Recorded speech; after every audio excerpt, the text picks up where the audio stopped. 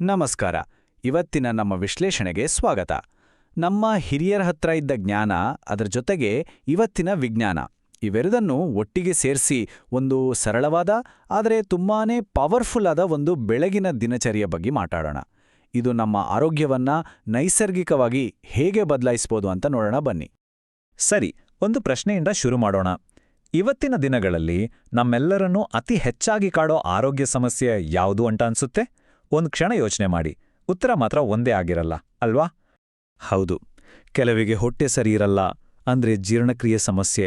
ಇನ್ನು ಕೆಲವರಿಗೆ ಹೃದಯದ ತೊಂದರೆ, ಸುಸ್ತು, ಶಕ್ತಿನೇ ಇಲ್ಲ ಅನ್ನೋ ಭಾವನೆ. ಮತ್ತೆ ಕೆಲವರಿಗೆ ಮೆದುಳಿಗೆ ಸಂಬಂಧಪಟ್ಟ ಸಮಸ್ಯೆಗಳು, ಚರ್ಮದ ಪ್ರಾಬ್ಲಮ್ಸ್, ಬೊಜ್ಜು, ಶುಗರ್, ಹೀಗೆ ಪಟ್ಟಿ ಬೆಳೆಯುತ್ತಲೇ ಹೋಗುತ್ತೆ. ಇವತ್ತು ಇವುಗಳಲ್ಲಿ ಒಂದೋ ಎರಡೋ ಅಲ್ಲ, ಬಹುತೇಕ ಎಲ್ಲವೂ ಎಲ್ಲರಲ್ಲೂ ಸಾಮಾನ್ಯ ಆಗ್ಬಿಟ್ಟಿದೆ. ಹಾಗಾದ್ರೆ ಒಂದು ವಿಷಯ ಕೇಳಿ. ಕೇವಲ 4 ಆಹಾರ ಪದಾರ್ಥಗಳ ಒಂದು ಸಿಂಪಲ್ ಕಾಂಬಿನೇಷನ್ ಈ 100ಕ್ಕೂ ಹೆಚ್ಚು ಸಮಸ್ಯೆಗಳಿಗೆ ಪರಿಹಾರ ಕೊಡ್ಬೋದು ಅಂದ್ರೆ ನಂಬೋಕ್ಕಾಗತ್ತಾ? ಹೌದು, ನಿಜ. ಇವತ್ತು ನಾವು ಮಾತಾಡಕ್ಕೆ ಹೊರಟಿರೋದೇ ಅಂಥ ಒಂದು ಅದ್ಭುತವಾದ ಫಾರ್ಮುಲಾ ಬಗ್ಗೆ. ಮೊದಲಿಗೆ ಈ ಪವರ್ಫುಲ್ ಕಾಂಬಿನೇಷನ್ನಲ್ಲಿರೋ ಆ 4 ಸೂಪರ್ ಫುಡ್ಗಳು ಯಾವುವು ಅಂತ ತಿಳ್ಕೊಳ್ಳೋಣ. ನಮ್ಮ ಲಿಸ್ಟ್ನಲ್ಲಿ ಮೊದಲನೇದು ಬಾದಾಮಿ. ಇದನ್ನ ಪೋಷಕಾಂಶಗಳ ಖಜಾನೆ ಅಂದ್ರೂ ತಪ್ಪಾಗಲ್ಲ.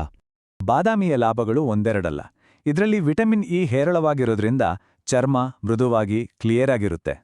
ಇದರಲ್ಲಿರೋ ಸೆಲಿನಿಯಂ ಅನ್ನೋ ಅಂಶ ಕೂದಲು, ಉಗುರು ಮತ್ತೆ ಥೈರಾಯ್ಡ್ ಆರೋಗ್ಯಕ್ಕೆ ತುಂಬಾ ಒಳ್ಳೆಯದು.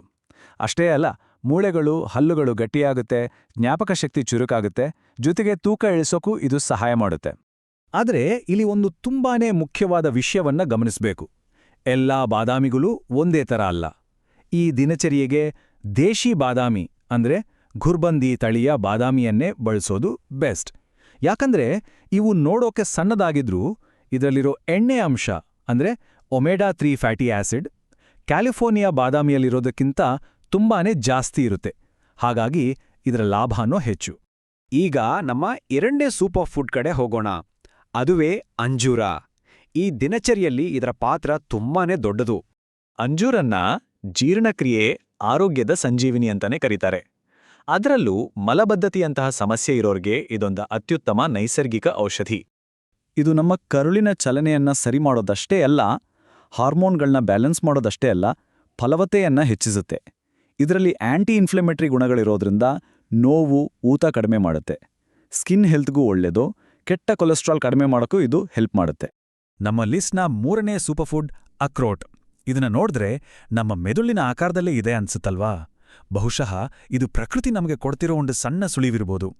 ಹೌದು, ಆಕಾರದಲ್ಲಿರೋ ಈ ಹೋಲಿಕೆ ಸುಮ್ಮನೆ ಅಲ್ಲ. ಆಯುರ್ವೇದದಿಂದ ಹಿಡಿದು ಇವತ್ತಿನ ಆಧುನಿಕ ವಿಜ್ಞಾನದವರೆಗೂ ಎಲ್ಲರೂ ಅಕ್ರೋಟವನ್ನ ಮೆದುಳಿನ ಆರೋಗ್ಯಕ್ಕೆ ಒಂದು ಅದ್ಭುತ ಸೂಪರ್ ಫುಡ್ ಅಂತ ಒಪ್ಕೊಂಡಿದ್ದಾರೆ. ಗೊತ್ತಾ, ಸಸ್ಯಾಹಾರಿ ಆಹಾರ ಪದಾರ್ಥಗಳಲ್ಲಿ ಅತಿ ಹೆಚ್ಚು ಒಮೆಗಾ 3 ಇರೋದು ಅಕ್ರೋಟ್ನಲ್ಲೇ. ಇದು ನಮ್ಮ ನೆನ್ಪಿನ ಶಕ್ತಿಯನ್ನ ಚುರುಕುಗೊಳಿಸುತ್ತೆ, ನರಮಂಡಲವನ್ನ ಬಲಪಡಿಸುತ್ತೆ, ಕೆಟ್ಟ ಕೊಲೆಸ್ಟ್ರಾಲ್ ಕಡಿಮೆ ಮಾಡಿ ನಮ್ಮ ರಕ್ತನಾಳಗಳನ್ನ ರಕ್ಷಿಸುತ್ತೆ. ಅಷ್ಟೇ ಅಲ್ಲ, ದೇಹದಲ್ಲಿ ಕ್ಯಾನ್ಸರ್ ಕಣಗಳ ವಿರುದ್ಧ ಹೋರಾಡೋ ಶಕ್ತಿಯನ್ನೂ ಕೊಡುತ್ತೆ ಅಂತ ಸಂಶೋಧನೆಗಳು ಹೇಳ್ತವೆ. ಇನ್ನು ಕೊನೆಯದಾಗಿ ನಮ್ಮ 4ನೇ ಸೂಪರ್ಫುಡ್ ಒಣದ್ರಾಕ್ಷಿ. ಇದು ತ್ವರಿತ ಶಕ್ತಿಯ ಒಂದು ನ್ಯಾಚುರಲ್ ಸೋರ್ಸ್. ಪದೇ ಸುಸ್ತಾಗುತ್ತಾ? ಶರೀರದಲ್ಲಿ ಶಕ್ತಿನೇ ಇಲ್ಲ ಅನ್ಸುತ್ತಾ? ಹಾಗಿದ್ರೆ ಒಣದ್ರಾಕ್ಷಿ ಒಂದು ನೈಸರ್ಗಿಕ ಔಷಧಿ ಹಾಗೆ ಕೆಲಸ ಮಾಡುತ್ತೆ. ಲೋ ಬಿಪಿ, ತಲೆ ಸುತ್ತಿರೋರಿಗೂ ಇದು ತುಂಬಾ ಒಳ್ಳೆಯದು. ಇದರಲ್ಲಿ ಕಬ್ಬಿಣದಂಶ ಜಾಸ್ತಿ ಇರೋದ್ರಿಂದ ರಕ್ತಹೀನತೆಯನ್ನ ದೂರ ಮಾಡುತ್ತೆ. ಜೊತೆಗೆ ಇದರಲ್ಲಿ ಬೋರಾನ್ ಅನ್ನೋ ಅಂಶ ಇರೋದ್ರಿಂದ ಮೂಳೆಗಳು ಕೂಡ ಗಟ್ಟಿಯಾಗುತ್ತೆ. ಸರಿ, ಈ 4 ಸೂಪರ್ ಫುಡ್ಗಳ ಲಾಭಗಳೇನು ಅಂತ ನೋಡಿದ್ವಿ. ಹಾಗಾದ್ರೆ ಇವುಗಳನ್ನ ಸರಿಯಾದ ಕ್ರಮದಲ್ಲಿ ಬಳಸೋದು ಹೇಗೆ? ನಮ್ಮ ಬೆಳಗಿನ ದಿನಚರಿಯನ್ನ ಹೇಗೆ ಮಾಡ್ಕೋಬೇಕು? ಬನ್ನಿ ಹಂತ ಹಂತವಾಗಿ ನೋಡೋಣ. ಈ ಪ್ರಾಸೆಸ್ ತುಂಬಾ ಸಿಂಪಲ್, ಆದರೆ ಪ್ರತಿಯೊಂದು ಸ್ಟೆಪ್ ಕೂಡ ಮುಖ್ಯ. ರಾತ್ರಿ ಮಲಗೋ ಮುಂಚೆ ಒಂದು ಬಟ್ಟಲಲ್ಲಿ 4 ದೇಶಿ ಬಾದಾಮಿ ಮತ್ತು 1 ಅಕ್ರೋಟ್ ಹಾಕಿ ನೀರಲ್ಲಿ ನೆನೆಸಿಡಿ. ಇನ್ನೊಂದು ಬೇರೆ ಬಟ್ಟಲಲ್ಲಿ 2 ಅಂಜೂರ್ ಮತ್ತೆ 4 ಒಣದ್ರಾಕ್ಷಿಯನ್ನ ಅವು ಮುಳುಗುವಷ್ಟು ಮಾತ್ರ ನೀರು ಹಾಕಿ ನೆನೆಸಿಡಿ. ಬೆಳಗ್ಗೆ ಎದ್ದ ತಕ್ಷಣ ಬಾದಾಮಿ, ಅಕ್ರೋಟ್ ನೆನೆಸಿದ ನೀರನ್ನ ಚೆಲ್ಲಬೇಕು, ಅದನ್ನು ಕುಡಿಯೋಬಾರ್ದು. ಆಮೇಲೆ ಬಾದಾಮಿ ಮತ್ತು ಅಕ್ರೋಟ್ನ ಸಿಪ್ಪೆ ತೆಗೀರಿ. ಈಗ ಈ 4 ಪದಾರ್ಥಗಳನ್ನ ಒಟ್ಟಿಗೆ ಬಾಯಲ್ಲಿ ಪೇಸ್ಟ್ ಆಗೋವರೆಗೂ ಚೆನ್ನಾಗಿ ಅಗದ್ ತಿನ್ಬೇಕು. ಕೊನೆಗೆ ಅಂಜೂರ್ ಮತ್ತು ಒಣದ್ರಾಕ್ಷಿ ನೆನೆಸಿದ ಪೌಷ್ಟಿಕ ನೀರಿದೆಯಲ್ವಾ, ಅದನ್ನ ಕುಡಿಬೇಕು. ಅದನ್ನ ಚೆಲ್ಲಬಾರ್ದು, ಅದು ತುಂಬಾ ಮುಖ್ಯ. ಬಾದಾಮಿ ಸಿಪ್ಪೆಯನ್ನ ಯಾಕೆ ತೆಗಿಬೇಕು ಅಂತ ಯೋಚನೆ ಬಂದಿರ್ಬೋದು. ಆಯುರ್ವೇದದ ಪ್ರಕಾರ ಬಾದಾಮಿ ಸಿಪ್ಪೆಯಲ್ಲಿ ಫೈಟಿಕ್ ಆಸಿಡ್ನಂತಹ ಕೆಲವು ಅಂಶಗಳಿರ್ತವೆ.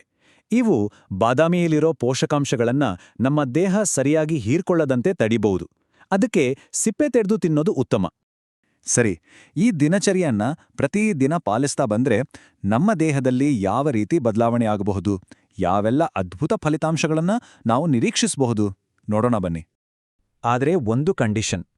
ಇದರ ಸಂಪೂರ್ಣ ಲಾಭ ಸಿಗ್ಬೇಕು ಅಂದ್ರೆ ಇದನ್ನ ಬೆಳಗ್ಗೆ ಎದ್ದ ತಕ್ಷಣ ಖಾಲಿ ಹೊಟ್ಟೆಯಲ್ಲಿ ಸೇವಿಸಬೇಕು ಮತ್ತು ಇದನ್ನ ತಿಂದ ಮೇಲೆ ಕನಿಷ್ಠ 1 ಗಂಟೆ ಕಾಲ ಬೇರೆ ಏನೂ ತಿನ್ಬಾರ್ದು ಅಥವಾ ಕುಡಿಯೋಬಾರ್ದು. ಆಮೇಲೆ ನಿಮ್ಮ ತಿಂಡಿ ಮಾಡ್ಬೋದು. ಈ ಸೂತ್ರದ ಬಗ್ಗೆ ಒಂದು ಅದ್ಭುತವಾದ ಮಾತಿದೆ. ಈ ಸೂತ್ರವು ದೇಹವನ್ನು ಒಳಗಿನಿಂದ ಉಕ್ಕಿನಂತೆ ಬಲಪಡಿಸುವ ಶಕ್ತಿಯನ್ನು ಹೊಂದಿದೆ. ಇದು ಸುಮ್ಮನೆ ಹೇಳಿದ ಮಾತಲ್ಲ, ಈ ನೈಸರ್ಗಿಕ ದಿನಚರ್ಯೆಯ ನಿಜವಾದ ಶಕ್ತಿ ಇದು. ಹಾಗಾದ್ರೆ ಕೊನೆಗೆ ಸಿಗೋ ಫಲಿತಾಂಶಗಳೇನು? ಇದು ದೈಹಿಕ ದೌರ್ಬಲ್ಯವನ್ನ ಬೇರು ಸಮೇತ ಕಿತ್ತು ಹಾಕತ್ತೆ. ರಕ್ತಹೀನತೆ ಅಂದ್ರೆ ಐರನ್ ಕೊರತೆಯನ್ನ ಸರಿಪಡಿಸಿ ರಕ್ತವನ್ನ ಶುದ್ಧೀಕರಿಸುತ್ತೆ. ಇದರಿಂದ ಮುಖದಲ್ಲಿ ಒಂದು ಹೊಸ ಕಾಂತಿ ಬರುತ್ತೆ, ಚರ್ಮ ಆರೋಗ್ಯಕರವಾಗತ್ತೆ. ಒಟ್ನಲ್ಲಿ ದುಬಾರಿ ಮಲ್ಟಿವಿಟಮಿನ್ ಮಾತ್ರೆಗಳಿಗೆ ಇದೊಂದು ಶಕ್ತಿಯುತವಾದ ನೈಸರ್ಗಿಕ ಪರ್ಯಾಯ. ಹಾಗಾದ್ರೆ ಕೊನೆಯದಾಗಿ ಒಂದು ಪ್ರಶ್ನೆ. ನಾವು ದುಡ್ಡು ಕೊಟ್ಟು ಕೊಂಡ್ಕೊಳ್ಳೋ ಕೃತಕ ಸಪ್ಲಿಮೆಂಟ್ಗಳಿಗಿಂತ ಪ್ರಕೃತಿ ನಮಗೆ ಕೊಟ್ಟಿರೋ ಈ ನಿಧಿ ಒಂದು ಉತ್ತಮ ಆಯ್ಕೆ ಅಲ್ವಾ? ನೀವೇ ಯೋಚಿಸಿ ನೋಡಿ. ಲೈಕ್ ಮಾಡಿ, ಸಬ್ಸ್ಕ್ರೈಬ್ ಮಾಡಿ ಮತ್ತು ಶೇರ್ ಮಾಡಿ.